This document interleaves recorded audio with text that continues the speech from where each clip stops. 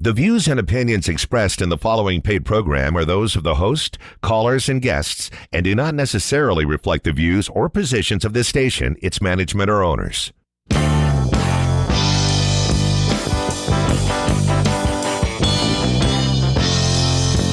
Welcome to Straight Talk and Retirement, your no-hype source for financial advice in making informed choices about your retirement planning. Get on the phone to talk today at 314-931-5877 or text your question to 84126. The opinions voiced in this show are for general information only and are not intended to provide specific advice or recommendations for any individual. To determine which investments may be appropriate for you, consult with your attorney, accountant, and financial advisor or tax advisor prior to investing. Securities offered through LPL Financial, member FINRA SIPC. Investment advice offered through Private Advisor Group, a registered investment advisor. Private Advisor Group and JBL Financial Services, Inc. are separate entities from LPL Financial. Now, here are your retirement coaches, Jeff and Aaron Lapidus. Well, hello, St. Louis, and welcome to Straight Talk on Retirement on this beautiful Memorial Day weekend. We appreciate you joining us. My name again is Jeff Lapidus. I am the recently previous president of JBL Financial Services. Our office are located in beautiful downtown Olivet, Missouri. I am a 45-year veteran of the financial services area, a fee-based financial planner and wealth manager. And I'm joined by our president, my oldest prodigal daughter, Aaron Lapidus, who is a certified financial planner and fee-based financial advisor. And her husband, my son-in-law, Rob Markham, our other financial advisor, as well as our life insurance and fixed annuity sales specialist. Good morning. Good morning. We help our clients make smart choices about their money. The way we do that is by designing a game plan, a real game plan, a step-by-step strategy that has several goals in mind. First is to preserve, protect, and prudently grow the assets our clients have taken their entire lifetimes to accumulate. Second is to deliver a reliable stream of income, one they can count on, so they can do all the things they'd like to do in retirement. And third is cost-effectively addressing their health care needs, like helping individuals enroll in Medicare and choosing the right plan to couple with their Medicare coverage. And then when they're done enjoying their assets during their lifetime, we show them how to pass them on to the people they love, whether it's their spouses or children, grandchildren, churches, or charities, whoever it might be, without Uncle Sam or the tax courts taking a big bite out of their money. And as their wealth managers, Aaron, Rob, and I watch their money every single day to make sure they're staying on track. And that's why they call us the retirement coaches. Again, good morning, everybody. Welcome to the folks in Radio Land. We got 2 hours of fun and interesting topics for you. And as a reminder, all of our clients are folks like you. You're our listeners. They're 55 and older. They would like to retire or they're already retired. And as Aaron mentioned, our goal is to create a game plan for them for a fun and financially successful and hopefully worry-free retirement. And there are many ways that you can stay in contact with us throughout the week. You can log on to our website, jblfinancial.com. In the upper right-hand corner, you can click on the Contact Us button, request a coaching session, both financial, Medicare, or both. Or you can click on the lower left-hand side of the screen in the pop-up box that appears that says sign up for our monthly newsletter. We send that out every single month, but we do also keep it archived on the website. Rob, why don't you tell us a little bit about what is in our soon-to-be archived May newsletter? Yeah, this is the last week. We've really zipped through this month. Next time we do the show, it'll be into June. So we have some great articles in the May one you may want to check out. The first one being, when do people start collecting Social Security? This article has a great infographic highlighting not only when people begin to take their benefit, but also breaking down the differences between men and women. Spoiler alert, women tend to elect their benefit at 62 at a higher rate than men, and men elect their benefit at full retirement age at a higher rate than women. Could it be that men continue working after electing their benefit as opposed to women? Don't know. The article doesn't really get into the whys of it, but it is an interesting article with a great infographic nonetheless. Dad, wouldn't you think it's most likely because men still tend to be the higher income earners, so they're allowing their benefit to grow for the survivor benefit? That's certainly one. The other one would be is that many folks are working all the way through until they're eligible for their full retirement benefit. And we know that there's a take back if they were to start taking their Social Security benefit before their normal retirement age. So that may be that's probably the primary reason. Maybe but women are taking it at 62 at higher rates than men. Well, maybe they're leaving the workforce at a younger age. Could be. Yeah, I wish it got into the whys, but it's interesting. I think to see the breakdown. I think we've probably gone over those. I'll bet if we looked that up, we would find that would be true. Our next article: how biases can affect investment decisions. You know, everyone has biases because everyone is human.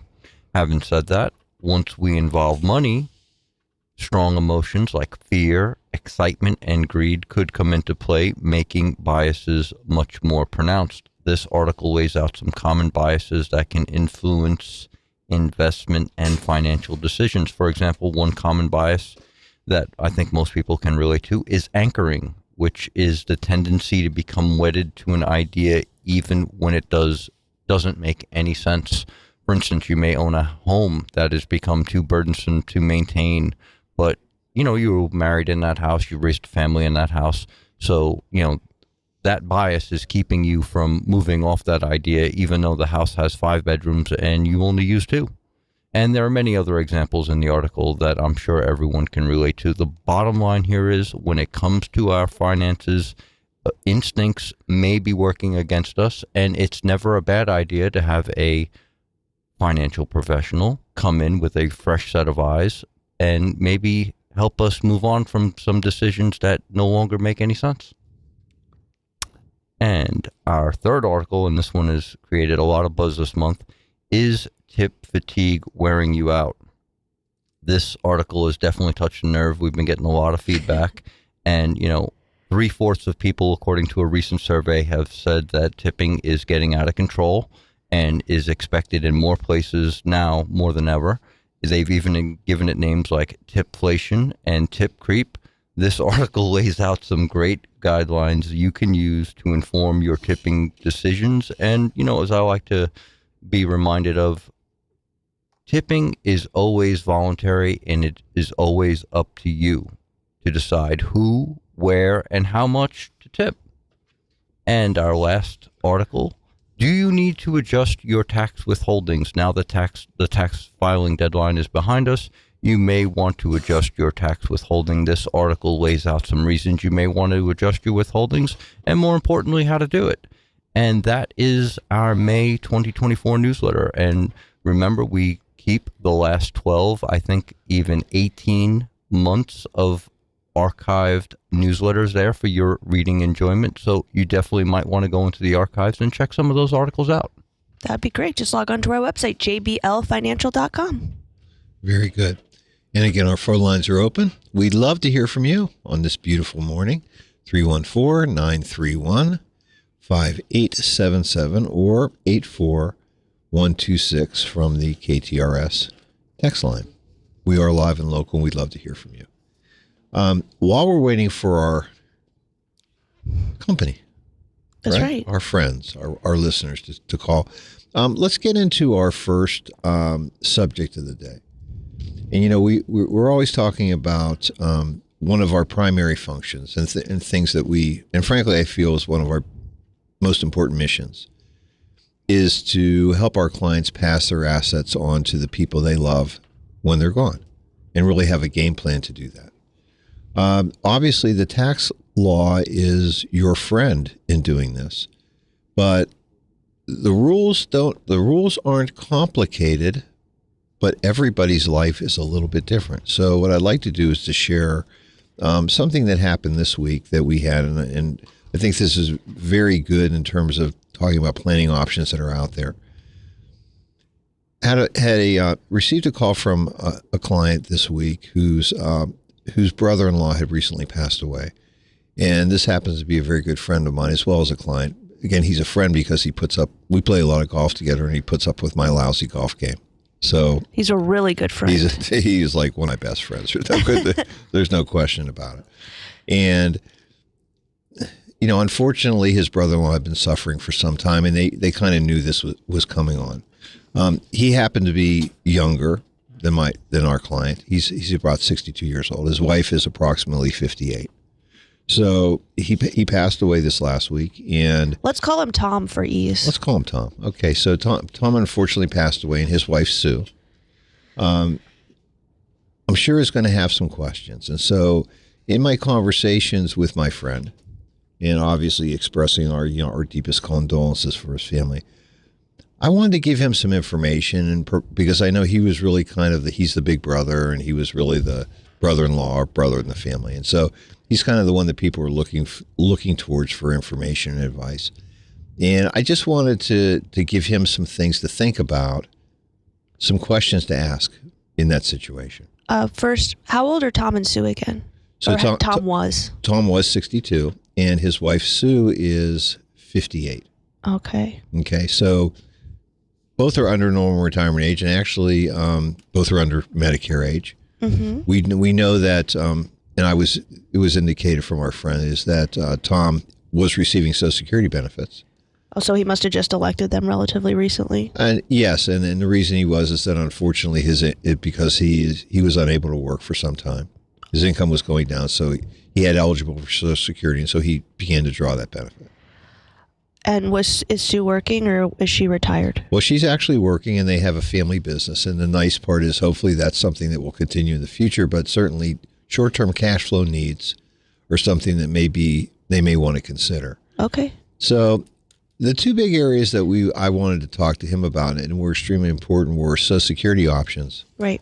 as well as options in regard to their retirement plans. Social Security is a little different because it's interesting because we know that Sue, unfortunately, she's too young to elect Social Security. She's under the age of 62, right? Mm-hmm. And her husband was electing it. And so what do you do? Well, we know that she will be eligible for what's called the survivor benefit. And I know, honey, you've talked a lot about this in detail in the past, about how she will be eligible to collect on Tom's record when she reaches age 62. At age 60. At her age 60, that's right. Correct. Because he was 62, etc.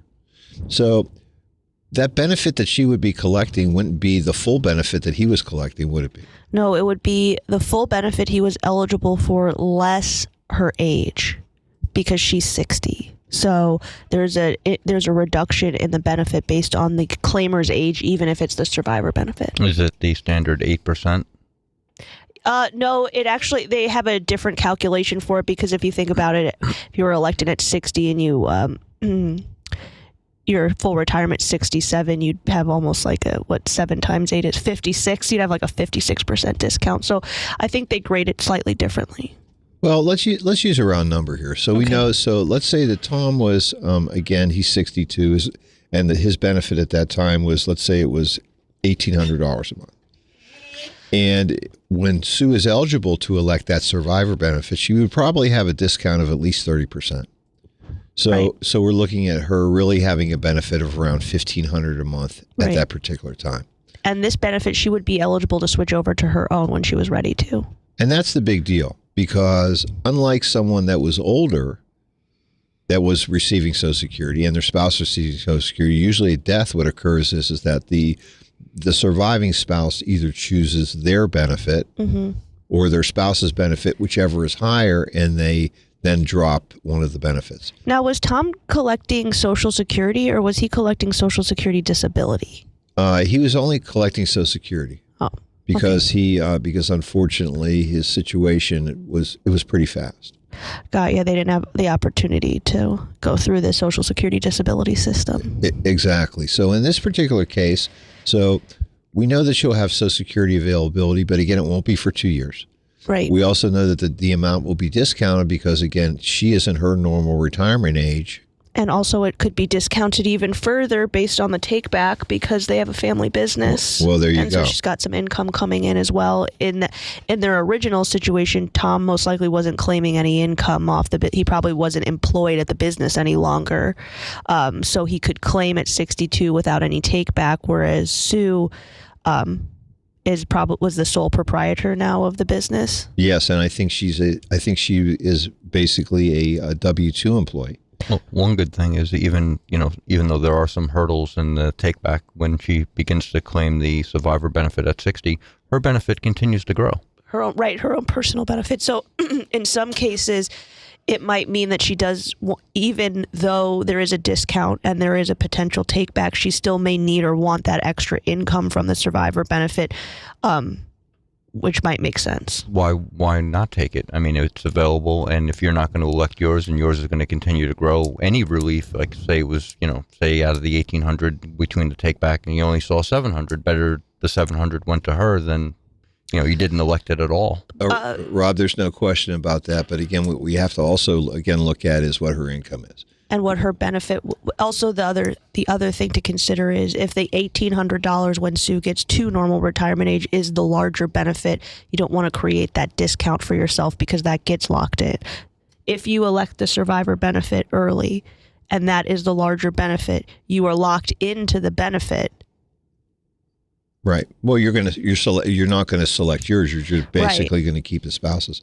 And I think you made a really good point, because when we're talking about the take back, let's just assume that we know that between 62 and her normal retirement age, which would be 67, there's a 2-for-1 take back. Every $2 she earns over we'll call it the 22,000 limit, there's a take back of $1. So if her income was higher, she may not want to elect it at all, because what happens is the benefit won't grow, right? Because she's taken it and she's locked in at that age, and maybe she's giving all of it back. So some very tricky calculations that we kind of have to go through here.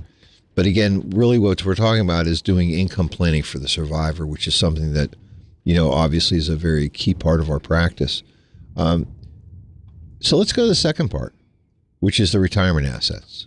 We know that in Tom's situation, he had a retirement plan from a former employer. It was a 401k plan. And these assets have to be dealt with one way or the other now. We know that Sue happens to be the beneficiary, which is normal, right? Spouse, beneficiary, et cetera. But again, it's in a 401k plan. How much did Tom have in his 401k? Let's say that he had $150,000 in that account. And I guess he wasn't drawing from it at this point because it's still inside the 401k. Yes, that's correct. So what do we do? Well, there are options that are available to her in terms of dealing with her spouse's account, more options than a non-spouse beneficiary would have. But again, making the wrong decision doesn't help you. You could lock yourself into a situation that you don't want to be in. So let's talk about a couple of these options that are available. First one is obviously she could do a lump sum withdrawal, right? She could take all the money out. I mean, she would have to pay the taxes, but there wouldn't be the penalty, being she's under 59.5. Right. So she'd have a 10% penalty. There is no 10% penalty. Right, because it's a death payout, right? But she would pay. She'd probably bump herself up into a pretty significant bracket with $150,000 of additional income that she might not need. Right. And what normally happens is that when we know that at death of a spouse, there is a tax-free transfer between spouses of assets. So she could actually take these assets as the beneficiary and roll them into her retirement account if she had one. Right, her own traditional IRA account. But that might not be the best thing to do. Because if the loss of Tom's Social Security benefit creates an income need for Sue, if she rolls the 401k into her own IRA because she's only 58 years old, then she'd be subject to that 10% penalty because she's not 59 and a half. And we also know that 401ks are not actually set up to be withdrawal mechanisms, and especially for someone that is no longer an active participant. Yeah, that would probably be a gray area depending upon the plan. However, in most cases, I think you could assume that they will not make distributions to beneficiaries. They're going to want to make a rollover, a full distribution of the assets. They're not going to do partials or requests for distributions. So if Sue wanted to or needed to draw some income, and she needed to do it pretty immediately, We know that she still has a couple of years until she's eligible for that Social Security faucet to turn on for her from the survivor benefit. What we might consider doing is rolling those assets into a inherited IRA, or what we would call it a beneficiary IRA. And this is a little unique because in the majority of cases when spouses pass assets between one another at death, you're not creating inherited IRAs in those cases.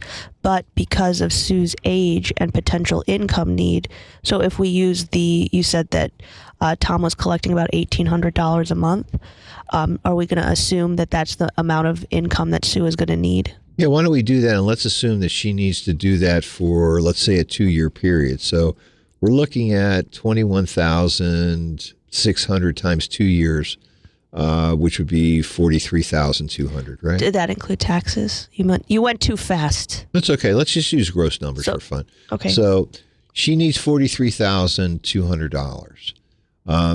We know that Tom has approximately $150,000 in his 401k account. Mm-hmm. As we were discussing earlier, honey, I thought you came up with a rather good and unique solution. So, again, each 401k plan is slightly different. They may allow for a partial distribution from the account to Sue because she's the primary beneficiary. In that case, we would say, let's withdraw $43,200 and move that specifically into a beneficiary IRA.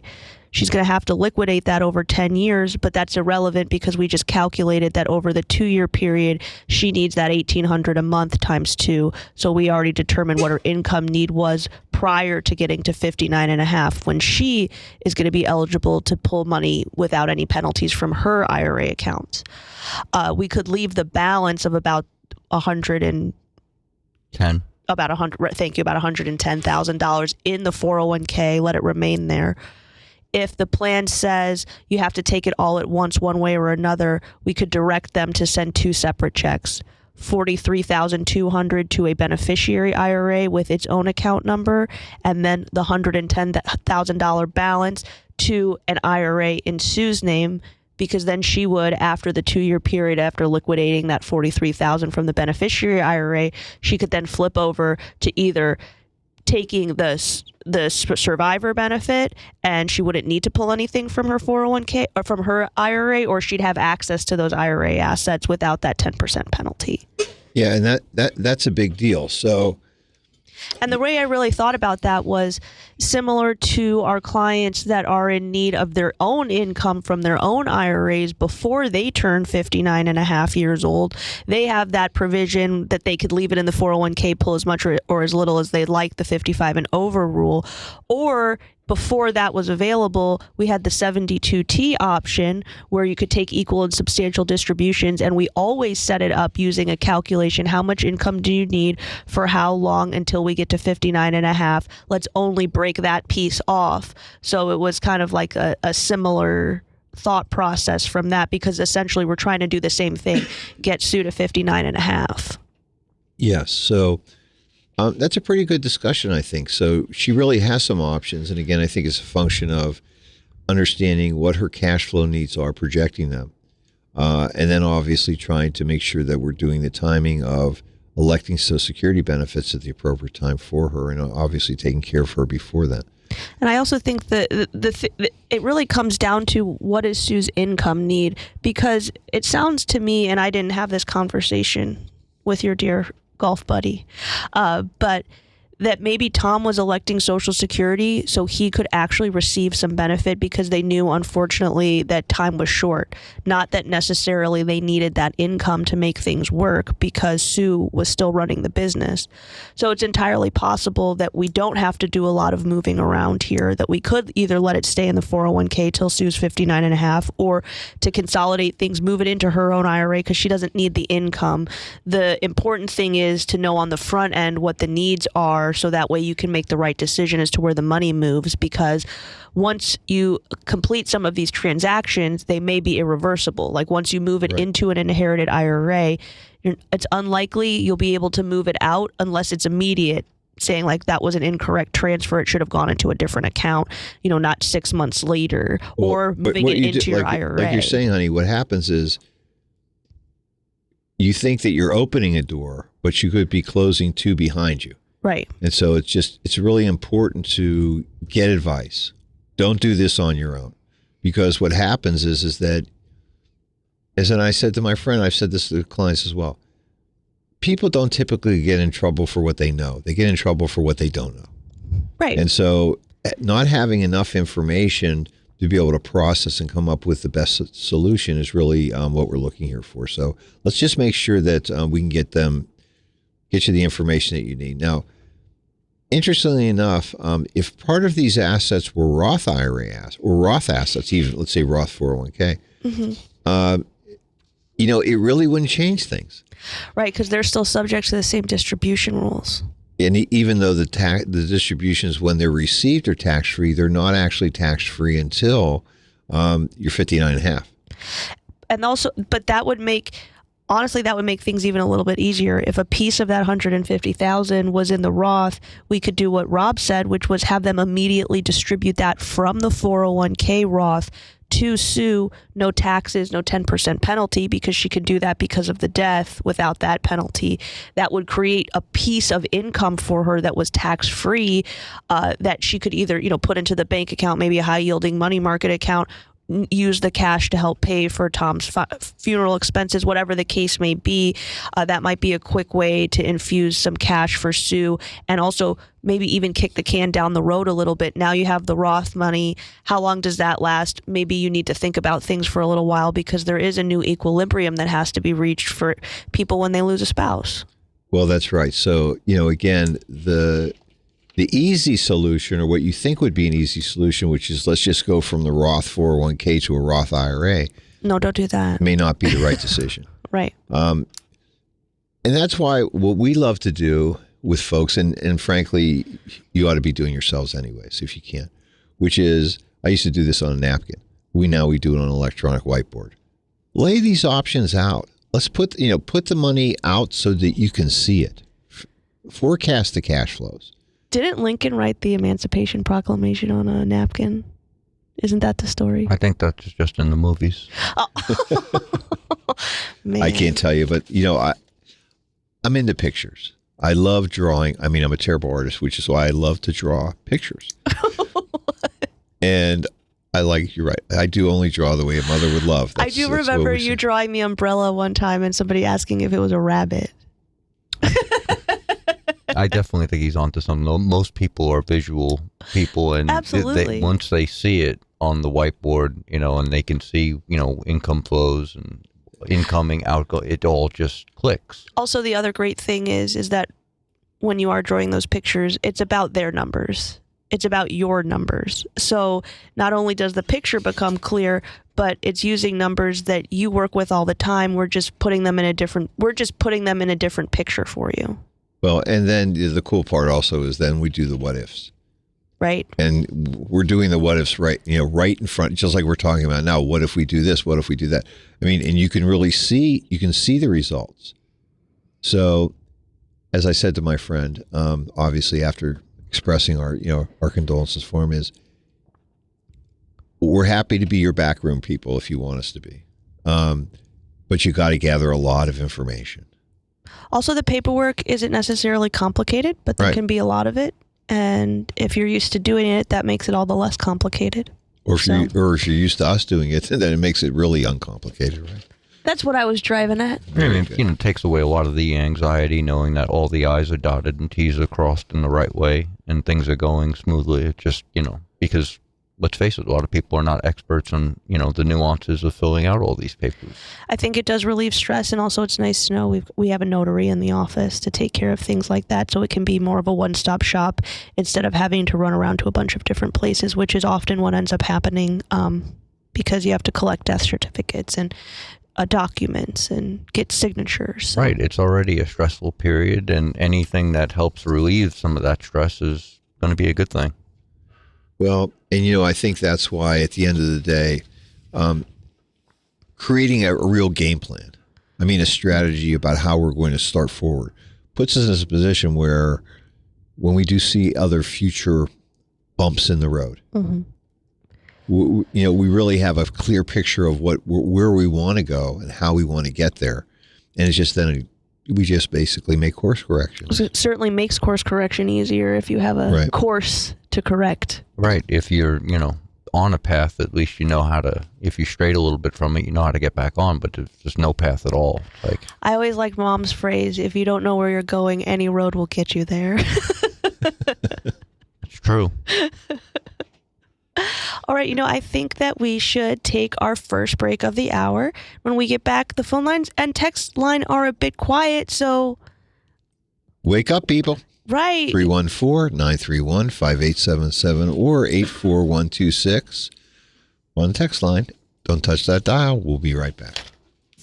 The wait is finally over. Come visit Genesis of St. Charles. Your all-new standalone Genesis dealership is now open. Come see for yourself the dedication and passion that have helped shape this unique space designed to elevate your Genesis journey. Luxury and excellence live here at your new Genesis of St. Charles. We make amazing happen. Visit our new indoor showroom at 5601 Veterans Memorial Parkway in St. Peters. Or for more information, visit genesisofstcharles.com. Linnick Plumbing, serving the St. Louis region for more than a century, would like to wish everyone a happy and safe Memorial Day weekend. Linnick Plumbing salutes all the U.S. servicemen and women who made the ultimate sacrifice to keep us safe and protect our way of life.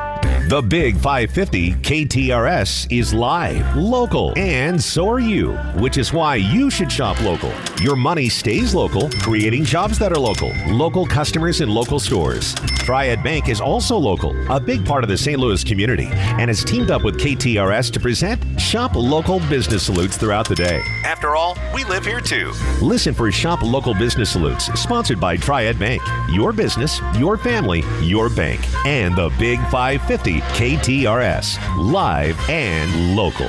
Need a new tool? Like free stuff? Well, then you don't want to miss the Milwaukee Mayhem Super Sale happening at your local Farm and Home Supply starting May 22nd. For 1 week only, you'll get a free M18 battery when you buy a select Milwaukee Bear tool. From drills to saws to weed trimmers, there's something you need included. Plus, if you buy $400 in Milwaukee products, you'll get a $50 gift card back. Plus, tons of hot prices on everything Milwaukee. See all the details on farmandhomesupply.com. Wouldn't it be great if one company handled all your home service needs? Heidi here for Neighborly of St. Louis, your trusted hub for all your home services. Whether you're in need of Mr. Rooter Plumbing, electrical service from Mr. Electric, AirServe HVAC, or property restoration by Property Medic, you'll receive a consistent, excellent level of customer service. And as an Advantage Plan member, you'll receive priority treatment across all companies. The Neighborly Done Right promise ensures the job will always be done right. Visit them online at neighborlystl.com. Hi, I'm James Sinclair, your South County Ford dealer and your exclusive Lincoln dealer in the St. Louis metro area. We have a new Lincoln dealership opening soon in West County on Manchester Road. We are a Lincoln Motor Company, President, Award winner, offering a pickup and delivery sales and service experience. Thank you, and here's my address, DaveSinclairLincoln.com or DaveSinclairFord.com. DaveSinclairLincoln.com or DaveSinclairFord.com. Whitmore Country Club would like to wish everyone a safe and happy Memorial Day. As we enjoy the weekend, we want to salute the brave men and women that made the ultimate sacrifice so we can live in freedom. This is Jeff Lapidus, the retirement coach. Wouldn't it be great to have a game plan, a real strategy, so that no matter what was going on in the stock market, the economy, or the world, that you could be confident about your retirement? Wouldn't that be great? If you're within 5 years of retirement, call me today at 314-863-0008. That's 314-863-0008. Or send me an email, jeff@jblfinancial.com, to arrange your free coaching session. Let's get started on your retirement game plan today. Let's talk about smart choices for your money. It's Straight Talk and Retirement on the Big 550 KTRS. Here are your retirement coaches, Jeff and Aaron Lapidus. Well, thanks for tuning in here. It's 9:39 here on the Big 550 KTRS, hour number one. Starting to fly through. And you know what the best part is? Phone calls. Text 314-931-5877 or 84126 from the It's Heating Up. It is heating up because our listeners are the best. I just requested some questions and then they delivered. Woo-hoo. And our first texter has a little follow-up to our last discussion. He says, if you transfer your deceased spouse's IRA into your own IRA, you are over 59 and a half when you begin RMDs. Are those RMDs based on your age or your spouse's age at the time of her death? They are based on your age because it's your IRA. That's exactly right. You assumed ownership of the funds into your own IRA. Like you mentioned, Dad, there are tax-free transfer of assets at death between spouses. So if you have not reached the age of RMD eligibility yet, you roll your deceased spouse's IRA into yours.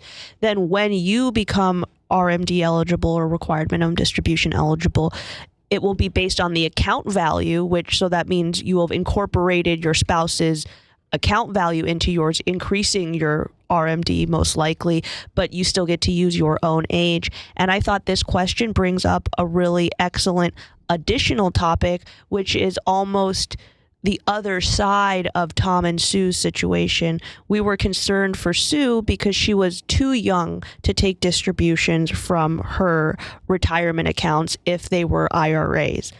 What if your spouse is significantly older than you, already taking required minimum distributions, and you are not yet?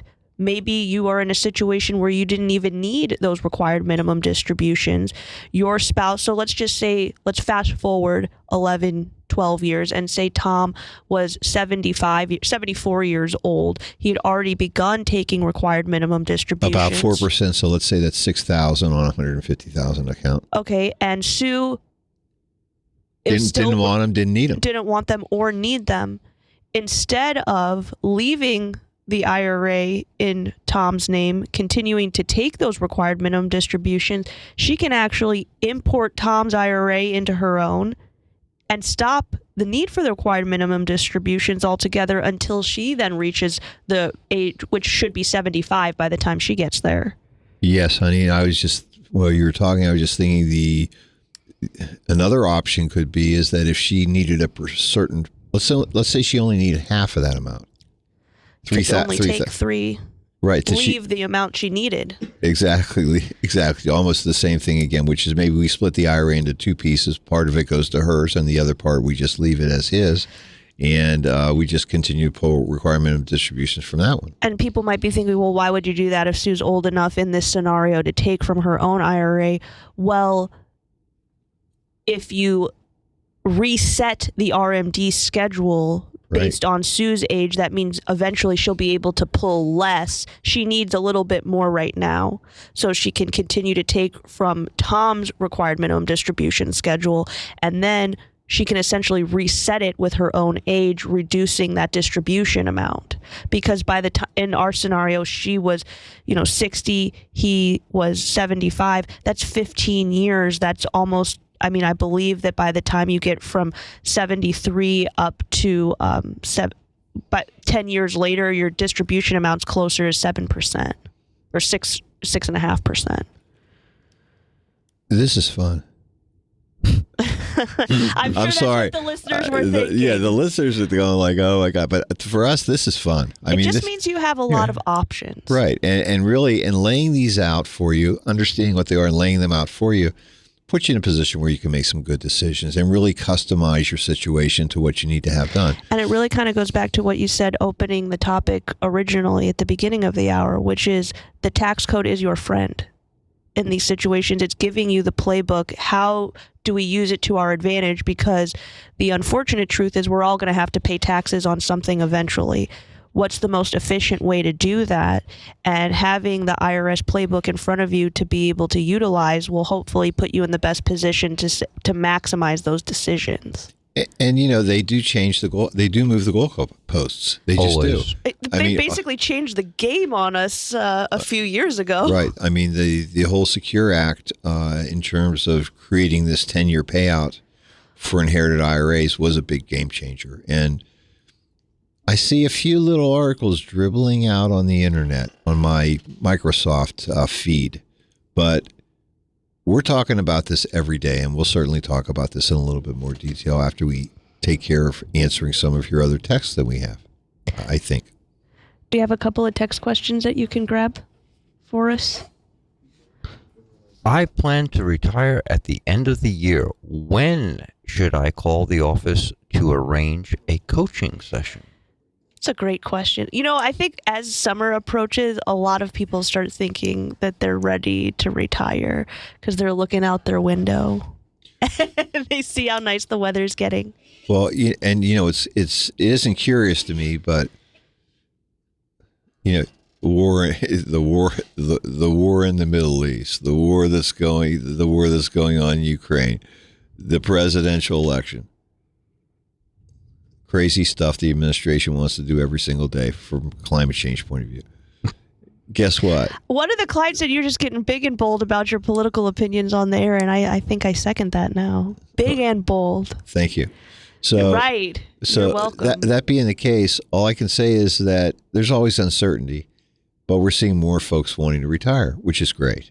And I always think when you're ready is the best time. But if you're thinking about retiring, why don't we put some pen to paper for you and you can really make those decisions? Because usually the thing that's holding people back from retirement, especially if you feel like you're in the driver's seat, we see a lot of individuals that either love their jobs or their employers love them and don't want them to leave. So if you're in the position to stay, but you don't want to any longer, why don't we get over the hurdles of the uncertainty, put the numbers up on the whiteboard, as you like to say, Dad, using your math, and we'll determine either what's the best time, or we could let you know that maybe you don't want to wait till the end of the year and miss out on all the holiday vacation time. You want to retire a little earlier, maybe enjoy the summer and fall. There's nothing more fun than playing This Is My Life. That's right.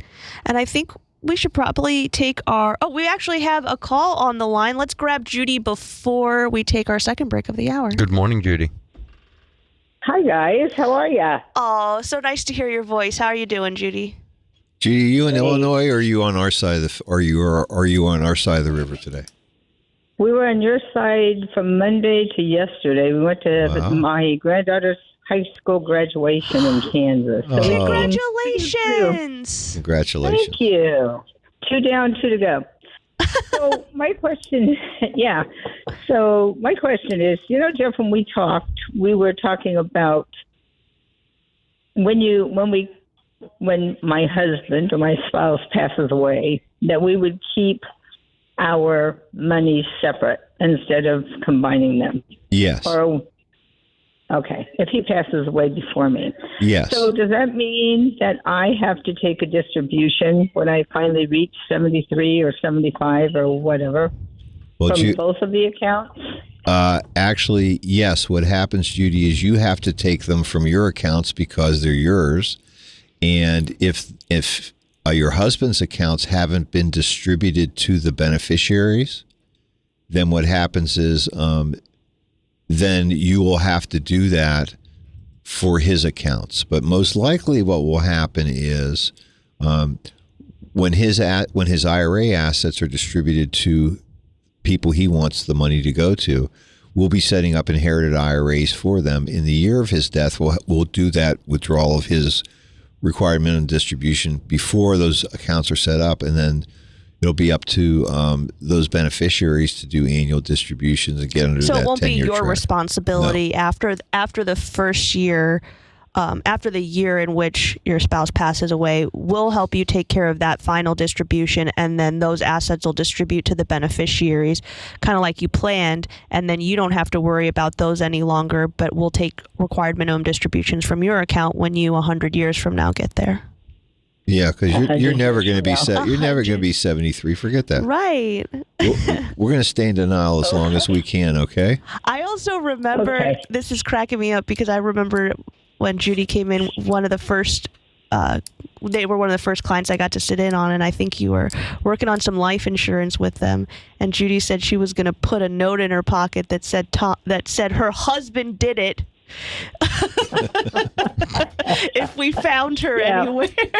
Well, in the pond. In the pond. Exactly.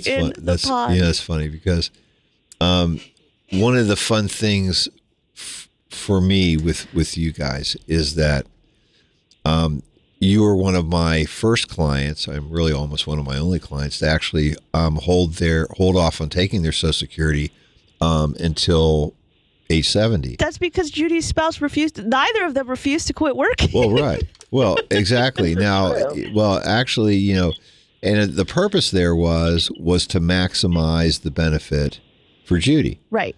And when you think about it, when you do have a Brady Bunch family, which is we have a lot of these folks that have, these are second marriages, et cetera, and some folks want the part of their assets going one way and part of the assets going to the spouse, et cetera, a different way. Having that larger Social Security benefit makes a very big difference. It makes a big dent, because what we're again looking at is, are we able to take care of that surviving spouse, his or her income need? The amount of capital that needs to remain for the surviving spouse can be substantially reduced by the larger Social Security benefit. That's right. Perfect. Well, thank you for calling us this morning, Judy. We hope you have a really good Memorial Day weekend. Thank you, Blueberry Lady. Too. Thank you. Bye-bye. We've got one final question, and then we should probably take our break. Chris, good morning. Hey, good morning, Aaron. Good morning. Another shout out from the People's Republic of Illinois. Beautiful. We love civilization. Yeah. Well, I'm just not always from Missouri. That's just the way I look at it. But I called you guys several months ago, but this is something different. Okay. I received from East St. Louis, but I guess by way of Springfield, through my Medicaid. It's a pay-in, spend-down enrollment form, and I'm wondering, have you ever heard anything like that? It's just they billed me for I think it's like $598, and I just $598 even, and it said on the form, the 4-letter statement here that I can. One of the things I can do is send in, I guess, a medical bill to meet the spend down, but I'll look to what I can see, or what I can find. But is this? Have you ever heard anything like this? And can you be successful in appealing it? I don't have a laptop. I would have, talk to one of those folks by phone, but I don't. So I would definitely have a conversation with them, but this is pretty customary because basically the pay and spend down provides you with if your income or assets are too high for regular Medicaid to enroll and pay their spend down amount to the department, so they're getting you to Medicaid faster, which is what they're attempting to help you do here. However, basically what they're helping you do is, instead of having to accumulate like bills, receipts, all of your medical expenses on a monthly basis and provide them to the Health and Human Services Department, they're letting you do it in an alternative way. But you may just want to have a conversation with them before you complete the form and enroll in the spend down process in this manner, because there might be an alternative for you. This is one of the unique things to Illinois, because although Medicaid is a federalized program, it's administered by the state, so each state gets to design their own rules. Thank you. You're welcome. Very good. We do appreciate that question. Again, we got a couple minutes left in this hour. Our phone lines are open, 314-931-5877 or 84126 from the KTRS. Excellent. And we got one in the hopper, but we have to take our second break. So don't touch that dial. We'll be back with more Straight Talk on retirement after these messages. Before you put your home on the market, before you have to pay money fixing it up to sell it, before you have to pay real estate commissions, call me. I'm Mike Robinson with Robank Properties, and I will buy your home. Any property, any condition, anywhere, and always as is. Call me, Mike Robinson with Robank Properties at 314-283-0867. That's 314-283-0867. You have nothing to lose when you call Robank Properties at 314-283-0867. Veteran-owned Overland Shade Company would like to wish everyone a happy and safe Memorial Day weekend. Overland Shade Company salutes all of America's servicemen and women who made the ultimate sacrifice to keep us safe and protect our way of life. home of the free because of the break. Here's a home run, and the Cardinals lead it 1-0. Walker bombs one over the right field wall. Kick off your summer at Busch Stadium on Saturday, June 8th with the Cardinals and the Rockies. That day, 25,000 fans ages 16 and older will leave with their very own bobblehead of a St. Louis favorite. He was acquired from the Rockies back in 2004, Larry Walker. This unique bobblehead is sponsored by the Shane Company and will be a great addition to your bobblehead collection. That's Saturday, June 8th. Get your tickets at cardinals.com/promotions. Swing and a miss. He struck him out. Hey kids, you will not want to miss the Cardinals one-of-a-kind jersey giveaway coming up on Sunday, June 9th. That day, the Cardinals host the Rockies, and 10,000 kids ages 15 and younger entering with a ticket will take home their very own neon Cardinals jersey, thanks to High Chew. That's not all. Following the game, kids 15 and younger can participate in the High Chew Kids Run the Bases. For tickets or more details, visit cardinals.com/promotions. This is Sonny Gray, St. Louis Cardinals, for the Lou. Basement with a Y. That's Basement E. It's Basement T. Basement E? It's Basement T. Oh, Basement T. Basement T. I get it. That's the basement waterproofing and foundation repair experts at Woods Basement Systems. Right. The All Things Basement T experts at Woods Basement Systems will provide you a free estimate and dry up that wet basement and fix that cracked foundation. Call 800-388-9326 or go online to woodsbasementsystems.com. That's woodsbasementsystems.com. Hi, it's David Sherwood of the Inside Out Show and president of Sherwood's Forest on Barrett Station Road, just south of Manchester. Summer planting season is here now. We're fully stocked with the area's largest selection of evergreens, Japanese maples, and shade trees. Choose from ginkgos, October glory maples, hornbeam, hackberry, and parodius to provide summertime shade. At Sherwood's, you also find thousands of blooming perennials and annuals to add color to your landscape. Enjoy the beauty of summer blooming shrubs like limelight and pinky winky hydrangeas, crepe myrtle, St. John's wort, roses, and a large variety of sun-loving perennials. All of Sherwood's installations are guaranteed for 2 years. And keep your landscape happy with proper smart irrigation by greenturf.com. So head to the forest, Sherwood's Forest, 2651 Barrett Station Road, or check out our inventory at sherwoods-forest.com. We're open 7 days a week. Home and garden showplace, making beautiful gardens come alive.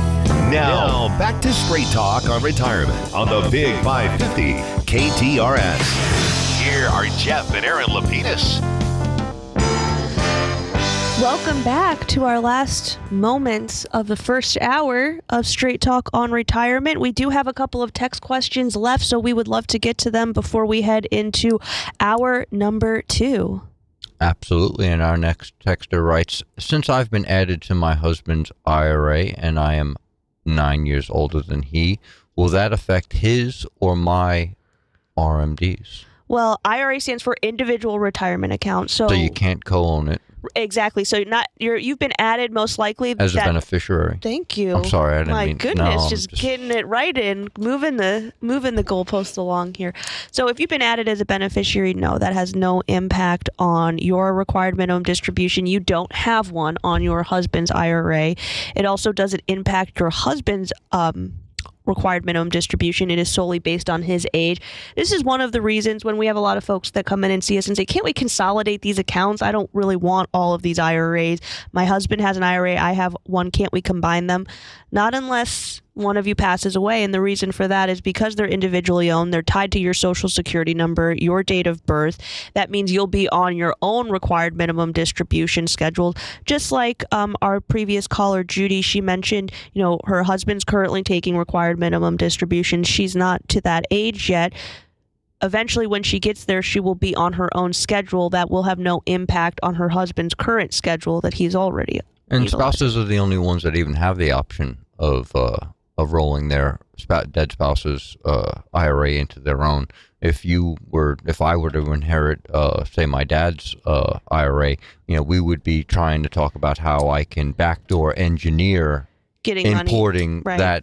that IRA into my retirement account. So, whether I would, take those distributions over 10 years to supplement my income while taking my income and dumping more of it into the IRA as a backdoor way of doing it. Like we have to get into, you have to be more creative. Right, we have to get into want to get convoluted gymnastics to do it. Whereas a non-spouse's right. IRA into yours. So the IRS does give some deference to married couples, which is why a lot of people that are older do decide to get married for that very reason.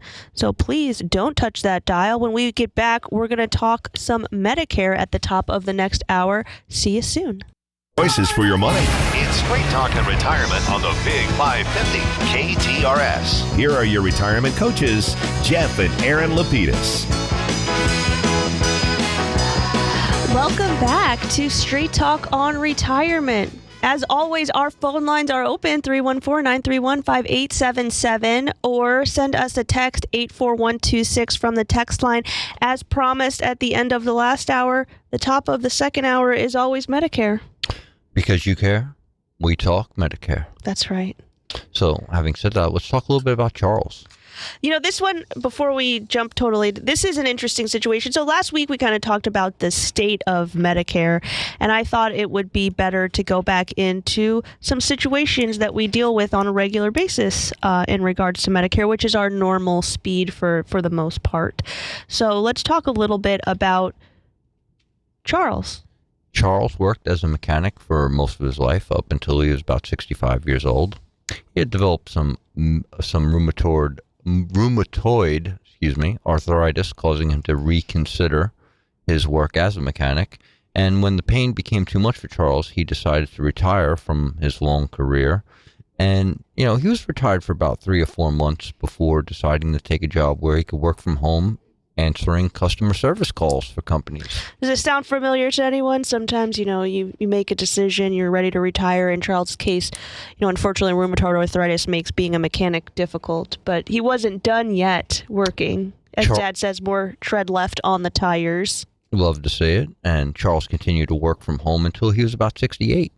Charles again decided it was time to retire for good. However, this time, after about 5 months of being retired, he got tired of that. Got tired of being retired. Too much time. And I could certainly relate to that. Charles decided to go back to work for the company he recently retired from. So he went back to those customer service phone calls. He was like, you know, I'm just sitting at home. I could answer phone calls. I could do that. Paid? Right. More of it just makes perfect sense to me. Now, Charles is turning 70 in September, and he's planning on retiring full-time. He's really had enough this time. Right. He's going to take his Social Security benefits and coming on to and he's going to be enrolled into Medicare. And Charles called to make sure he could have everything ready to go in September. Now, most people who've listened to us are probably thinking, oh, this will be easy. He'll leave the company plan from the a customer service phone calls. He'll have a special election into Medicare. He'll jump right on when he starts his Social Security benefit, or right around the same time in September. He'll get to choose whatever he likes, no problem. Oh man, he took over the soundboard. That's nice. Yeah, That's a good one. I'm getting better. Getting used to it. I love that. Just like, you know, the buzzer comes in. But when Charles comes on to Medicare, he will have a penalty. Why is he going to have a penalty? Because he did not have coverage the few times he decided to stop working. Charles will have an 8 or 9 month lifetime penalty once he comes on to Medicare. And actually, if Charles first we're going to say what could happen if Charles retires in September. It is not September yet. So I think that our ultimate goal is we're going to have him rethink this, because there's going to be additional penalties and waiting periods for Charles if he truly does retire in September. So as just a refresher, let's just go over what those penalties are. Excellent. You have a 10% lifetime penalty on Part B. For every year that you should have taken it that you didn't. Right? Every year. So that's cumulative. It's not 1 month per year. Like in Charles's case, he did this a couple of times. He's not at 20% right now. He hasn't quite reached the 12 months, which will give him the 10% lifetime penalty. So that's a good one. Then what's the second penalty? Second penalty is 1% for every month you didn't have Part D. So in that case, we'll be adding up these months. He could be looking at 8 or 9 month lifetime penalty for his Part D. And the Part D 1% penalty is based on the annual average prescription drug standalone plan. So that number will fluctuate on an annual basis, just like the 10% penalty is based on the Medicare Part B premium of the given year that you were in. So that's going to fluctuate as well. Right. So say that just for ballpark numbers, say it was $50 a month, 10%. If he reached the 10 months, you're looking at $5. I mean, so it's not that bad, correct. but it's not that great either. Right, because it's an additional tax on something, and you're not getting any extra benefit out of it. Exactly. Now, because Charles is not going to be eligible for a special election period because he's thrown off his Medicare enrollment by having these gaps in his coverage, he can't enroll in September. When is the first time that he would be eligible to enroll in Medicare? October. No, that's open enrollment. That's close, though. That's what a lot of people think. It's actually January through March. It's called general enrollment. So he's got to wait all the way till January. And now you can enroll from January through March, but your coverage doesn't actually become effective until July. So that means Charles has got to rethink some of this. Exactly, because let's do the math. He already has, let's just call it 9 months of lapsed Medicare enrollment.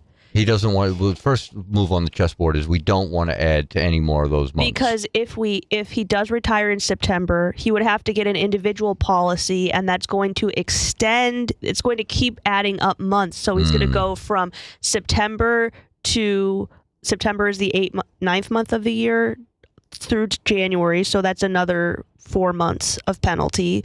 Then he's going to add till July, which is another 7 months of penalty. So he's past the 2-year mark in term. He's into 20%, and now we're adding up those 1% figures for Part D. Right. Exactly. So Charles didn't really like being retired anyway. Sending him back to work. Unfortunately, I'm just trying to look at the bright side here for our friend, which is, Charles, you've already left retirement a couple of times. You're a professional. You're a professional. Retirer. Right. And unretirer. Exactly. So maybe we consider, Charles, that you keep working until June of next year. So we got 1 more year to go. You could still elect your Social Security benefit. There won't be any take back. No take back. You got that working for you. You can elect your Medicare during the general enrollment period, which is January through March. Most people don't know anything about the general enrollment period because everyone is on their own enrollment schedule with Medicare. Either it's your initial election period, that's the 7 months that surround the month that you turn 65. So you're turning 65, you're going on to Medicare. Maybe you're already retired, or your spouse is retiring, or you're retiring, whatever the case is, why you would elect right at your birth, the month of your birth when you turn 65. Or you matched up your employer benefits so they were continuous until you decided to retire at 67 years old, and you have what's called a special election. In order to receive the special election, you have had to have had continuous coverage from the day you turn 65 until the day you choose to retire after your initial election period. So in this example, if you were 67 years old. So for those 24 months, you would have had continuous coverage from either your employer plan or potentially your spouse's plan. Now, we didn't hear if Charles is married. If maybe his wife is still working, and another option would be Charles could still retire, but he jumps onto his spouse's plan all the way until June, still enrolls in the general election period, which is January through March, like we talked about, and then jumps onto Medicare in July so he can avoid any additional accumulation of penalty. So just like backtracking for a second, the first time he retired when the rheumatoid arthritis was kicking him around like that at 65, he should have onboarded onto Medicare right there and then, and he would have been totally covered and in addition to not racking up any penalties. That's also right. So this could have That little interregnum of the, well, you know what, I'll go back to work. No big deal. You know, I have certified coverage from my next employer. Wrong answer. Right. And the nice thing about Medicare is you can start it and stop it if you'd like. So, for example, if Charles, like you just mentioned, initially when he retired at 65, if he had enrolled in Medicare Part A and B right when he turned 65, had it for those 3-4 months, whatever that case was for the time period before he decided to go back to work, he could have called Medicare and had them pause his benefit or stop his benefit.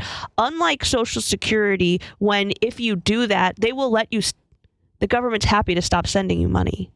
But you're not going to accrue any more benefit if you've already turned your benefit on.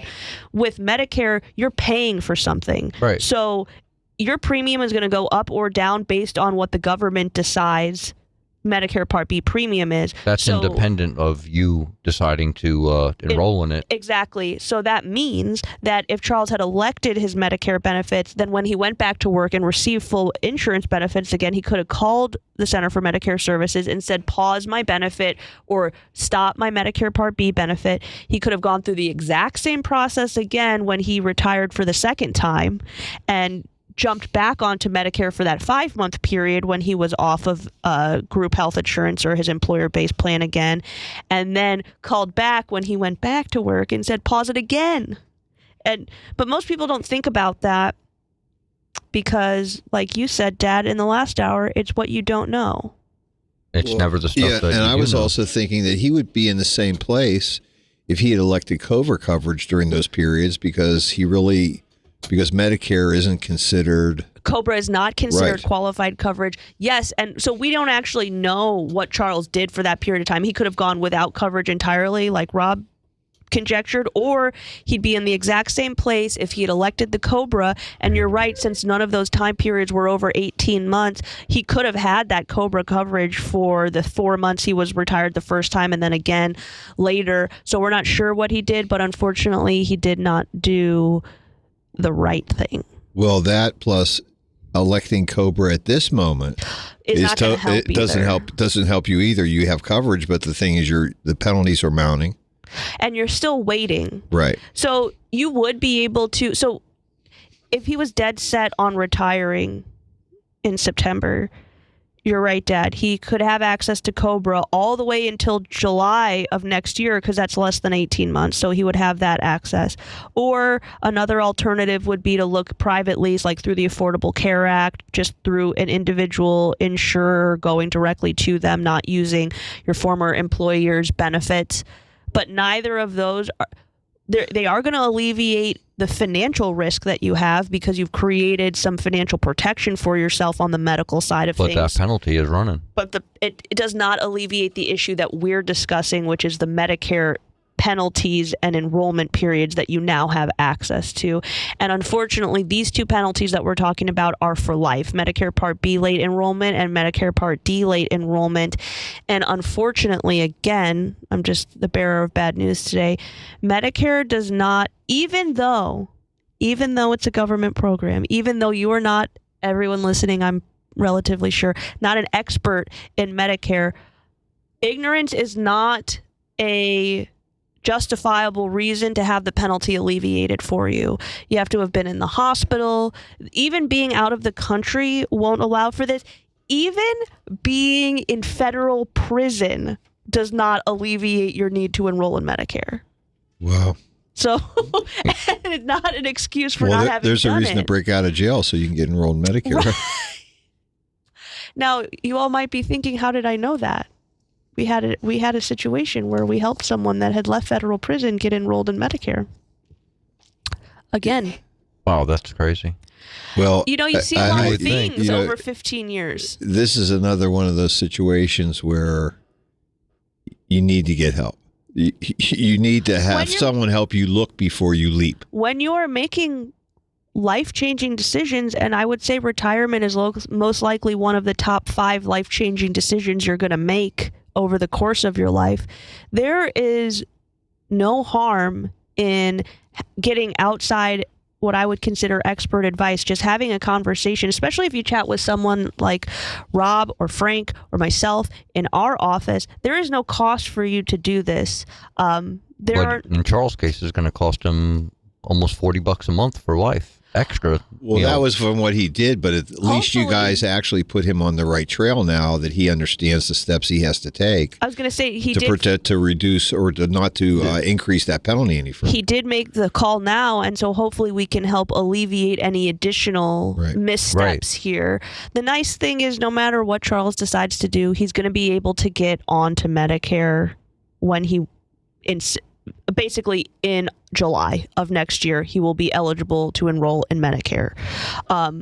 So that means he's not going to go without coverage for life or have to pay higher premium. He will have to pay higher premiums than everyone else on Medicare for life, but he won't have to pay exorbitant premiums and not have access to Medicare. So there definitely are a few ways that you can put yourself behind the eight ball, so to speak, in terms of Medicare enrollment, which is why there are people like us to help assist you with those things.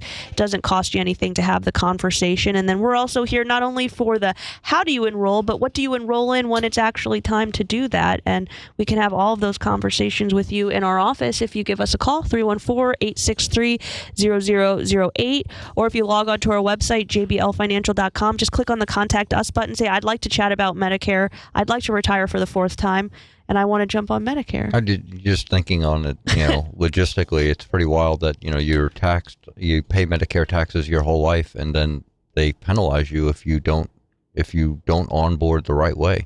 Well, it's not just about the money in that case. That is, Medicare itself is an insurance consortium, or so to speak. So they're concerned about risk pool. So that means, like, for example, if you retire, you're 65, you're relatively healthy, you feel like, hey, I don't need coverage right now. I'm going great.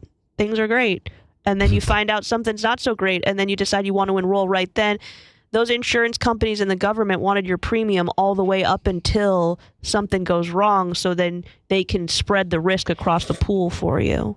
To me, the greater travesty is you pay a tax for your Social Security benefit, and then you're taxed on your Social Security. You're paying a tax on a tax.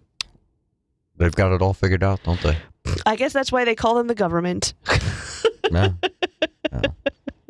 Very good. Again, our phone line's open. We'd love to hear from you. 314-931-5877 or 84126 from the text line. Before we get to our Rock Stars of the Week segment, why don't we take our first break of this hour? Let's do it. When we get back, we'll be here to answer more of your questions at 314-931-5877 or 84126 on the text line. We'll be right back. Kirkwood Florist has been family-owned since 1951, delivering extraordinary floral experiences every day for every event. And they'd like to wish everyone a happy and safe Memorial Day weekend. Kirkwood Florist salutes all service members who made the ultimate sacrifice to keep us all safe. Hello, I am Mayor Tim Lowry. I'd like to wish all of you a happy Memorial Day and to take a moment to join us and remember the true meaning of Memorial Day. I cannot say enough about the wonderful veteran organizations we have in our community and in North St. Louis County. I'd like to extend my sincere gratitude for all you've done and continue to do for us and for your service. As a patriotic city, we host numerous veterans events starting in May and ending in November with our Veterans Day Parade. We have such a rich history, and we are proud of our past and dedicated to our future. Our dear veterans are the cornerstone of our great community, and we will never stop paying our respect and honoring the men and women that served our country with pride, commitment, and dedication. We have a very strong veteran community, and the City of Florissant acknowledges the great sacrifices our beloved veterans have made for all the freedoms we have today, and to their families that will forever carry the burden of the true cost of freedom. Thank you to all the men and women that are currently serving in our military. God bless you, and God bless America. We are Florissant Strong. Thank you. This is Jeff Lapidus, the retirement coach. Wouldn't it be great to have a game plan, a real strategy, so that no matter what was going on in the stock market, the economy, or the world, that you could be confident about your retirement? Wouldn't that be great? If you're within 5 years of retirement, call me today at 314-863-0008. That's 314-863-0008. Or send me an email, jeff@jblfinancial.com, to to arrange your free coaching session. Let's get started on your retirement game plan today. Let's talk about smart choices for your money. It's Straight Talk and Retirement on the Big 550 KTRS. Here are your retirement coaches, Jeff and Aaron Lapidus. Well, welcome back to hour number 2 of Straight Talk on Retirement. I'm Jeff Lapidus, the retirement coach. I'm Robert Markham, your life insurance and fixed annuity sales specialist. And I'm Aaron Lapidus, the retirement coach. Another one. You got 3 in the office. Life is good. So while we're waiting for your calls at 314-931-5877, you holiday weekenders, or your text messages, 84126, I wanted to put things into perspective a little bit. And we're going to talk about some rock stars today, but I want to go back to the concept of faucets and jars. So is this like how you know you're a rock star? Or Yes. how you become a rock star? Absolutely. Okay. I just want to give people just a framework, just something to think about. Another way to think about retirement. Right. We talk a lot about how, I can't draw on our electronic whiteboard and I'm a terrible artist, etc. But that's not true. Thank you. So I try exactly favorite and only. So I like to think about things in pictures. I mean, I see things visually in that way. So let's think about your assets being, most people have 3 or 4 pools.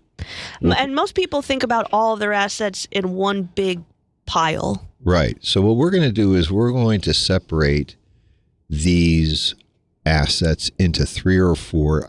Think about, maybe let's use the word buckets. It could be a bucket, it could be a reservoir, whatever way you want to see it. But this is something that's going to hold water. Water is your assets, and it will be either IRA, Roth IRA, non-retirement assets, and then your vault. And I think really the overarching theme of this is their types of taxation pools. Yes. Because each of these pools are taxed slightly differently. The vault setting to the side really, but your IRA, your Roth, and your non-retirement after-tax assets are all taxed in a different fashion. So having them separated out makes sense. Well, and they also tend to generally serve some different purposes as well for us. We know vault is really your emergency money. Your Roth IRA assets are, frankly, other capital income expenses. That's what we're seeing there for your non-retirement assets or your savings, which is kind of your extra savings and investments. And then we have our retirement assets, which are taxable, etc. And generally are served as income purposes. So, the overriding theme, the very bottom line to retirement planning is, can I create enough flow between the sources that I know, my Social Security, if I have a pension, if I have real estate income, if I have other income, etc., will I have enough to maintain the lifestyle that I have? And if not, which most people are in the if not category, they need to draw off of their other assets. They need to draw money from these pools. And so what I like to think about is these pools, these buckets have faucets attached to them. And those faucets go into jars, or the money, the faucets that release funds into jars. And they go into jars. And we all have jars. We have we'll call it our income jar, which is the money that we need to maintain our lifestyle. Mm-hmm. We also have capital expenditures that we need to deal with, whether it's, replacing that car, doing a home remodel, helping the kids do whatever it would be, maybe assisting with school, whatever it might be. Maybe some fun stuff like a vacation. Well, and that's another pool. That's another jar. So what happens is we're filling jars for folks constantly. Conceptually, what should then happen is that the investment returns that are generated from the assets that we're involved with are replenishing the pools. So what happens is by applying a prudent rate of withdrawal from these pools, no more than 4%. What occurs then is that we design a portfolio behind that, which has the goal of doing more than that, so that what we can do is keep the pools full as long as you're alive. It isn't called we're draining them out so that the die broke concept isn't something that we embrace. Right. So when we talk about buckets, it's not emptying buckets completely. It's literally with the anticipation that they will be refilled again. Not here to watch you go broke. I heard someone say that one time. Well, and at the end of the day, what happens is that we know that over time, the jars that we're filling change. We know that the income jar, I like to think of that as that reservoir that is creating that milk money, that is creating the milk money. We want to make sure this is secure and reasonably protected from risk. We know that those, we'll call them super vacation jars, where we're spending money more than we normally would. We fill them not every week, not every year, maybe it's every couple of years. Doing the replace the car, do a home renovation isn't all the time. It's every couple of years. So planning for that cash flow, for those flows from those faucets, is really what planners do. And frankly, that's what we always talk about, because that's really the fun stuff. I would tell you that the origin of this came from my grandma.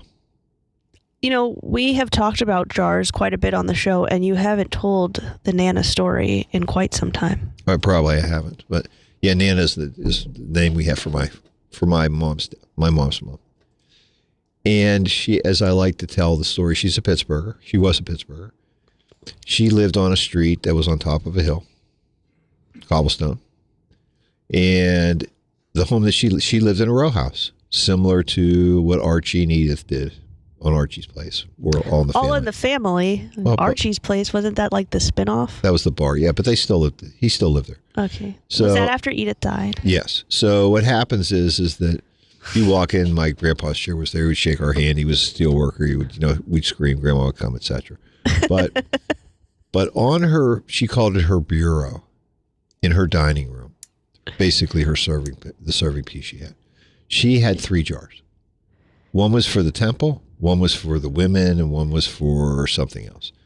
And I remember just watching. Her favorite grandchild. Well, she had a lot of grandchildren, so I would tell you I wasn't her favorite, even though she was my favorite grandma. So what happens is I would see her filling these over time. She would put money in them, etc. And then they would be emptied. And then she would, again, constantly refill them. And I asked her about it. She said, well, Jeffrey, I give these to the temple. I give this to whatever. And I just thought, that's so smart. She's pre-saving or really setting aside that money. She has those flows. And she's constantly filling jars. And I thought, financial plan's the same thing. It's filling People jars. identify jars. We put the labels on them. We fill them. The idea being is that then we've hopefully developed a portfolio behind that, which will deliver the returns sufficient to keep the water running as is wanted. So that's a good thing. So let's talk about some one of our recent clients. And again, I would also tell you that the process is the same, whether you're married, single, divorced, Brady bunched, widowed, widowered, whatever it would be. Everybody has the same math problem. It's a different size. The jar, they have different jars. You may have different jars. The jars may be different sizes. They change over time. It doesn't matter, but the process is always the same. So let's talk a little bit about Julie. Julie was recently referred to us by Sally, who was a friend, but also a longtime client of ours, which is nice. We appreciated that. Julie had lost her husband about 3 months previous, and she wanted some advice on money, which is what we like to do. She had some life insurance proceeds she received.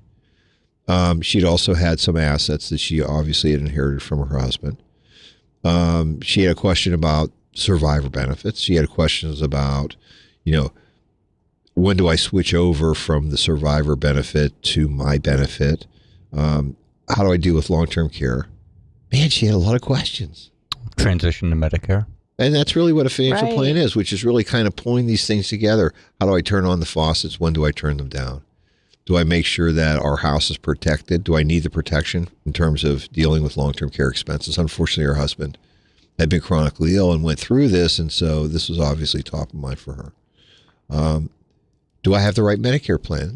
Even for me going forward, her husband had made those choices for her. They'd done it together. We know that you can choose your own Medicare, but typically spouses tend to still stay the same. Sure. And the question now becomes, test my plan when it comes to renewal. Let's make sure we're in the right place. So we had a lot of different things. So let's talk a little bit about Julie and what her situation was in terms of assets.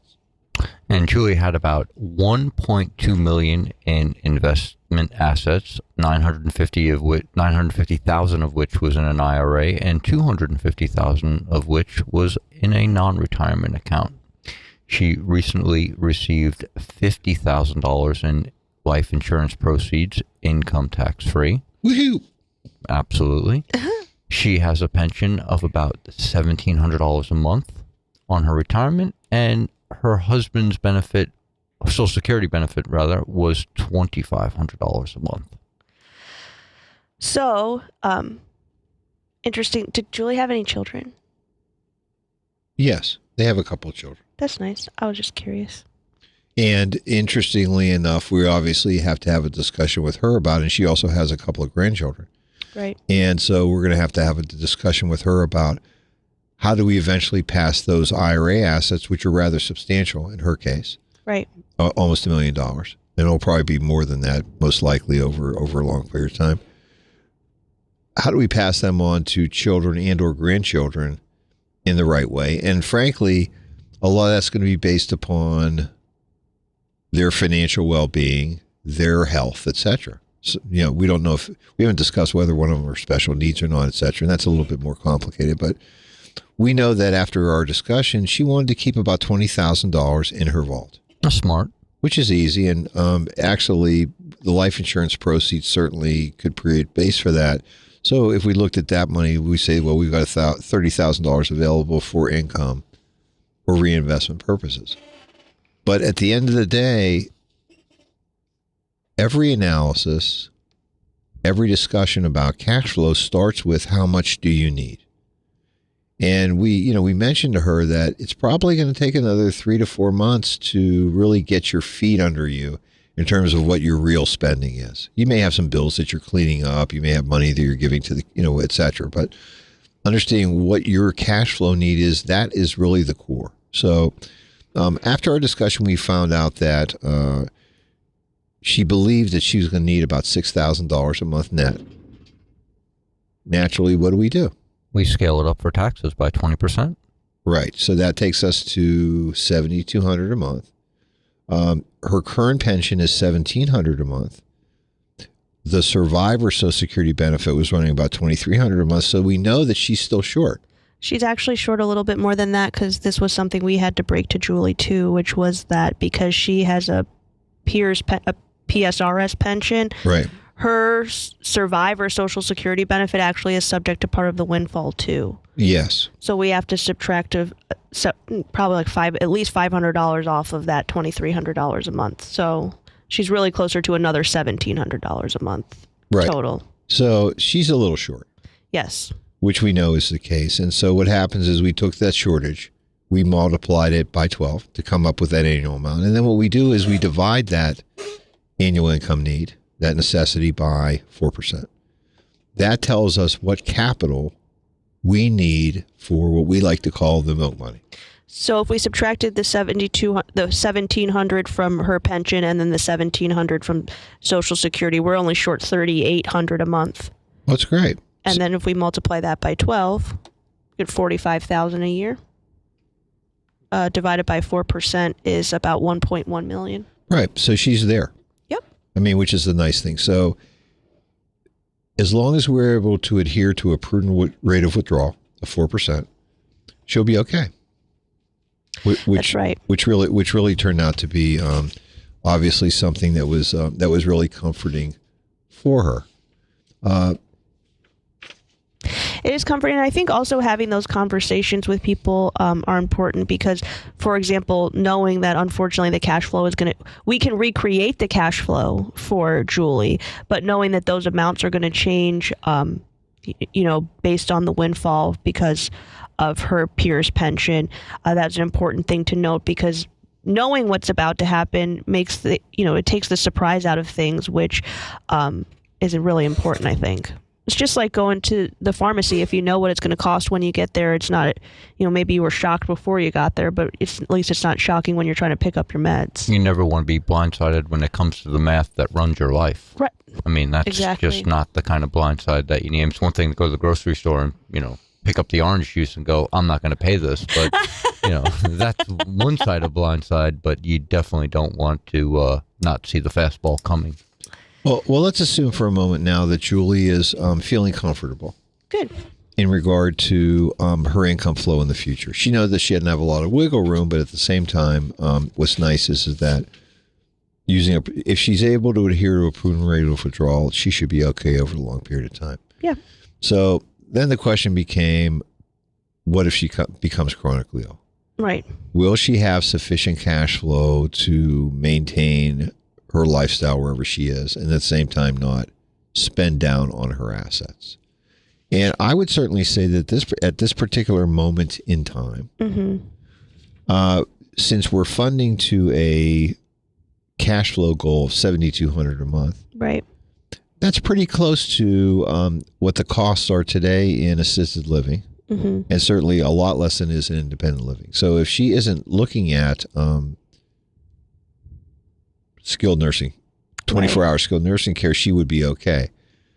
Would it make sense for us possibly to look at a long-term care insurance contract for her to make up maybe that difference between $7,000 a month and $10,000 a month, which is what it's typically running in some of these long-term care facilities today? Not very expensive benefit. It would really be more a function of can she qualify medically? That's really what the big deal is. And also because Julie has a few different, as we talked about, buckets of money, she does have some alternative options as opposed to just paying premium for a long-term care policy. We could also look at an asset-based product, potentially using some of the life insurance proceeds that she received. Right. We could turn the life insurance that she received from her husband into long-term care insurance for her. And the nice thing about that is if she never uses it or doesn't need to tap it because she doesn't need skilled nursing and her normal cash flow is supporting the additional expense that she might have, then it will still go on to the children or the grandchildren. It's not a use it or lose it scenario, which is great. Exactly. And that's really because Julie not only has some after-tax assets that she's accumulated over time with the $250,000, but she also received that $50,000 of death benefit, which is tax-free as well. So it gives her more flexibility. Yeah. And with these assets-based solutions that we're talking about, we can't use IRA assets. Right. But we can use these non-qualified assets. And typically what we're talking about is an insurance company coming back and saying, you're giving me X. Let's say $60,000 as an example. And based upon you're answering certain health questions, et cetera. The hurdle's a little bit easier to jump with these because it's your money first, as opposed to the insurance company's money. We're going to either provide you with a long-term care benefit of up to 2 times of what your deposit is, or up to 3 times. And again, that'll be depending on how you're answering medical questions.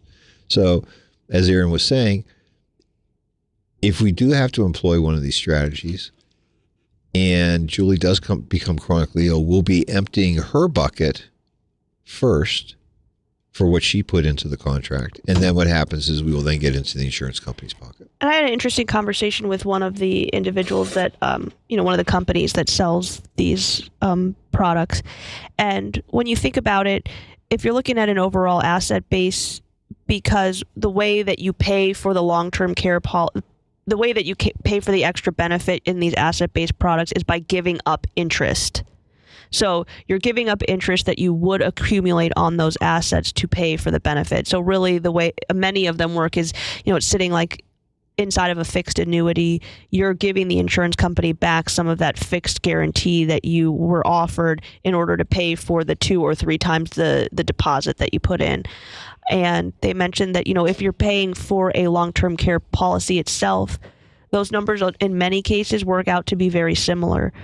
I'm paying $2,000 to $3,000 a year for a long-term care policy that's more traditional, comprehensive. You pay the premium, you get the benefit if it's triggered, whereas you're giving up maybe $2,000 to $3,000 a year of interest in order to receive the benefit. However, in this particular case, it never leaves your estate, so you still get to maintain the principal.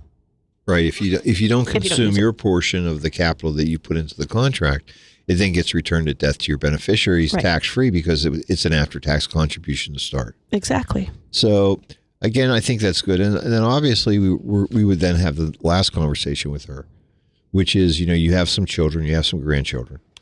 The way that your current will is set up with you and your husband was, it's called I Love My Wife, I Love Uncle Sam.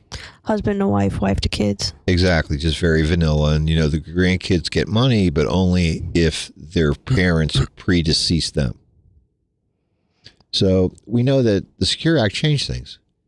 And we've talked about this a couple of times, the requirement to the acceleration of emptying these inherited or beneficiary, if you want to call them, IRA accounts within a 10-year period, not over their lifetimes. And so, as we like to talk about, and we were talking about with Julie, which is, okay, your kids are in their 40s, your grandkids are in their teens, you're probably going to be here statistically for another 15 to 20 years. Your children are going to be close to approaching your age. Your grandchildren are going to be in their 30s, 40s, reasonably broke, just like the rest of us were. Lots of financial obligations. If we want to maximize the transfer of assets between you and the next generation, then we're probably going to have a conversation with your kids. And Aaron has helped me name this discussion, and I think it's great. It's called You Don't Get All the Money. That's what it's called. Yes, it's called You Don't Get All the Money.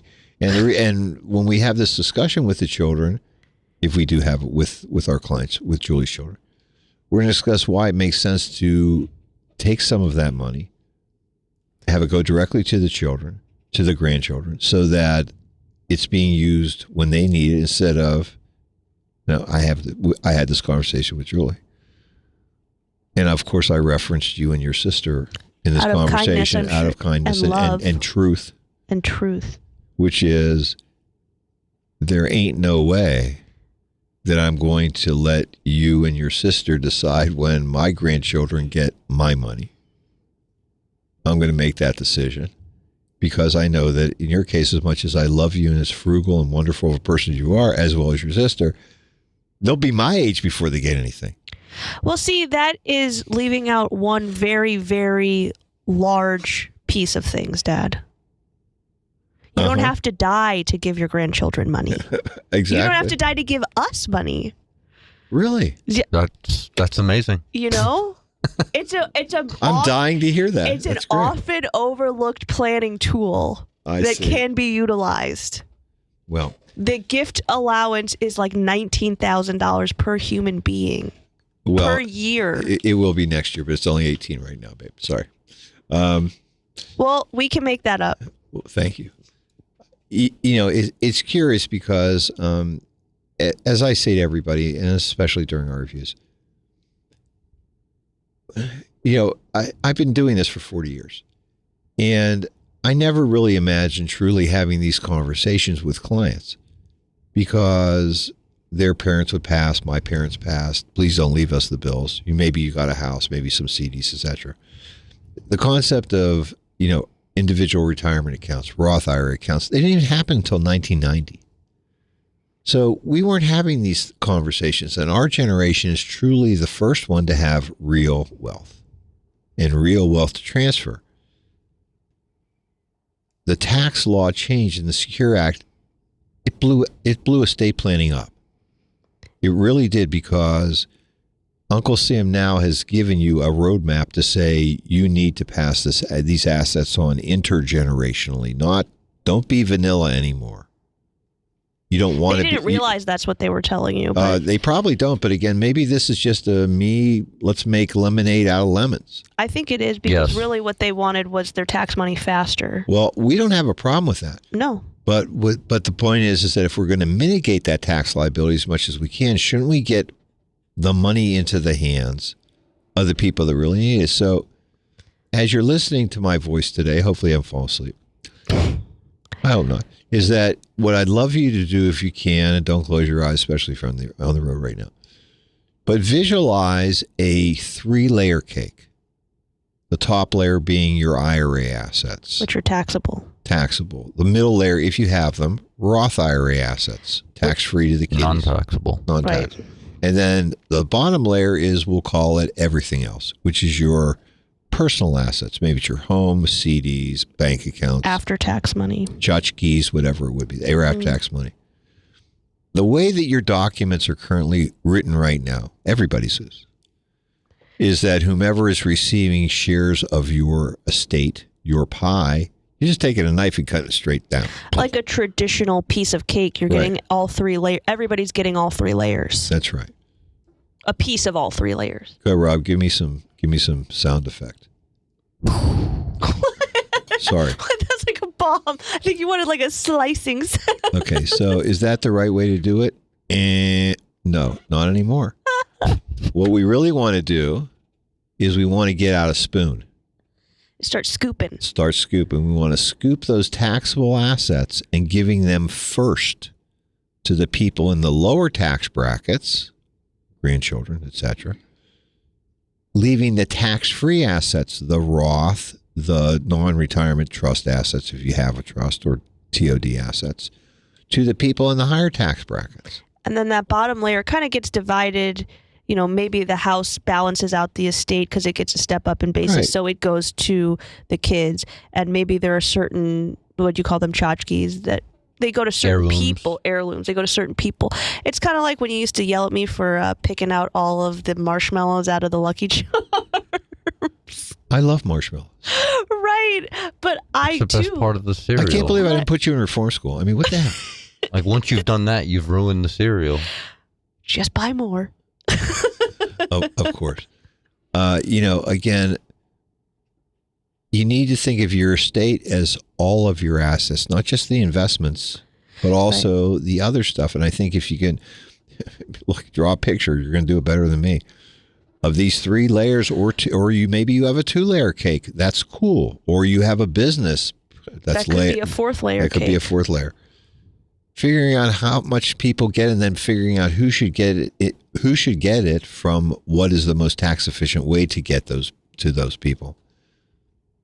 It's fun. And so we're doing this with every client. How to avoid leaving your money to the people you want to have them instead of the tax man. Right.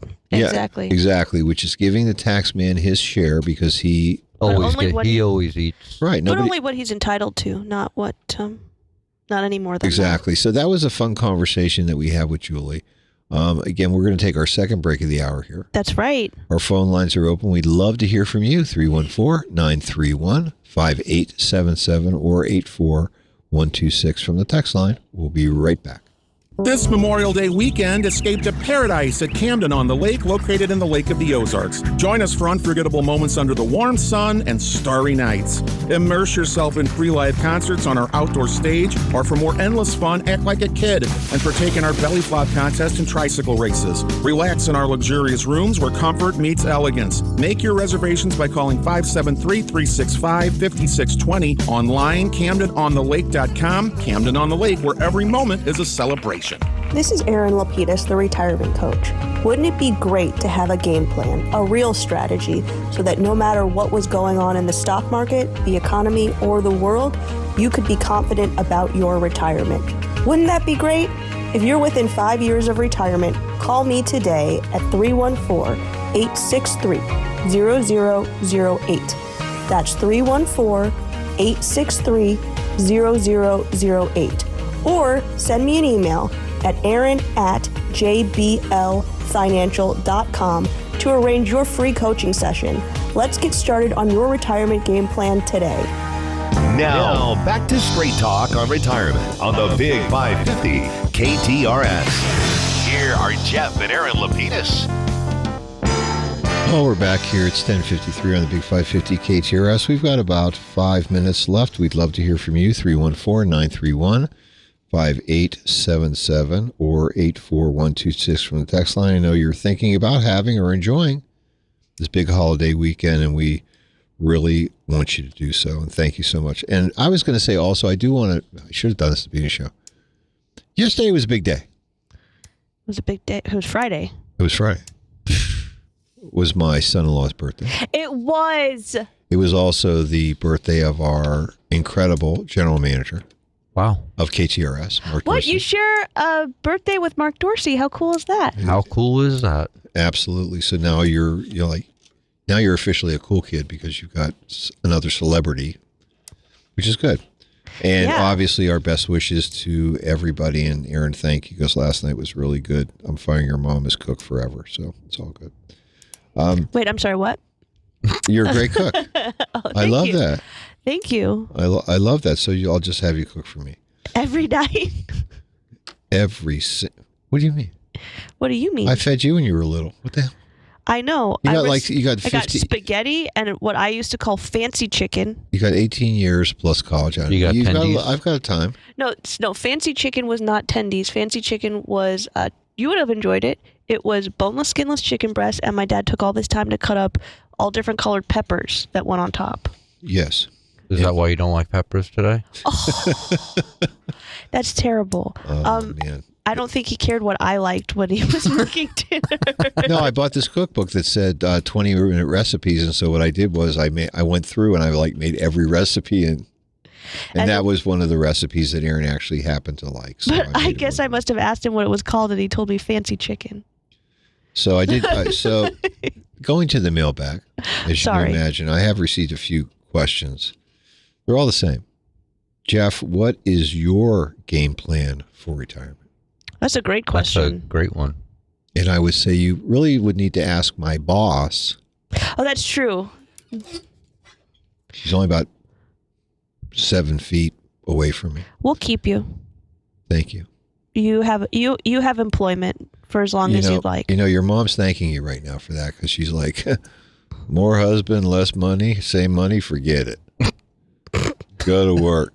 Just down the street. You're right, and I have my little office. And it's not so little. I have the big. Got a nice big office. Well, I own the building, so what the hell? And the other day, you even drove the golf cart to work, which was great. Life is very good. Well, now that we've settled that you aren't going anywhere anytime soon. And I really don't want to. Well, I mean, you really do have life of Riley. You work the mornings, you golf in the afternoon, takes winters in different tropical locations. You know, they say that at my age, I am at the peak. I'm in my prime right now, and I really do feel like that. So I love it. I love our clients, and I love obviously being involved with you and Rob. So thank you. And we've got a text question that just came in. Planning retirement in a couple of years. Does it make sense to move my IRA money into my Roth account within my 401k? No, please don't do that. No. You're going to create a taxable event for yourself in what's most like. If you're anything like my dad in the prime of his life, your highest income earning years, you're going to be adding significant income taxes to your tax bill in your highest income earning years. If you're really set on Roth conversions, which I'm sure we could have an extensive conversation with numbers and graphs about how in a lot of cases that isn't the most effective way to mitigate taxes in retirement, the first thing you want to do is wait until you're in a lower tax bracket. And for almost every client that we work with, when you retire, you will naturally be in a lower tax bracket. You pay taxes on your gross income right now. You don't live off of the gross. You live off of maybe 60% of your gross income. In retirement, our goal is to fund to your net income because that's what you actually use to live off of. In retirement, you don't have to pay FICA. You don't have to pay payroll taxes. You don't have to save for retirement through your 401k anymore. So we can truly fund to your level of spending. And you know what fun is, honey? What's that? Coaching session with us. It's easy to do. Right? Right? Well, I mean, yeah, it's give us a call, 314-863-0008, or send us an email, aaron@jblfinancial.com, jeff@jblfinancial.com, or robert@jblfinancial.com. And the reason I interjected that there is that this is really an important thing that we can discuss during a coaching session. One of the many important things. Because from the cash flow point of view, when we look at that net pay amount, right? If that net pay number on a monthly basis is under $8,000, you're in the 12% tax bracket, literally. That means you could cut your tax bracket in half, maybe even more in retirement. So it makes no sense to try to convert assets anytime before retirement. I mean, if you're going to convert. And we can talk about conversion in retirement at another day. Exactly. And again, if you're within 5 years of retirement, getting ready to retire, you want to give us a call, we'd love to see you. 314-863-0008 or send us an email, Aaron, Jeff, or Rob at jblfinancial.com.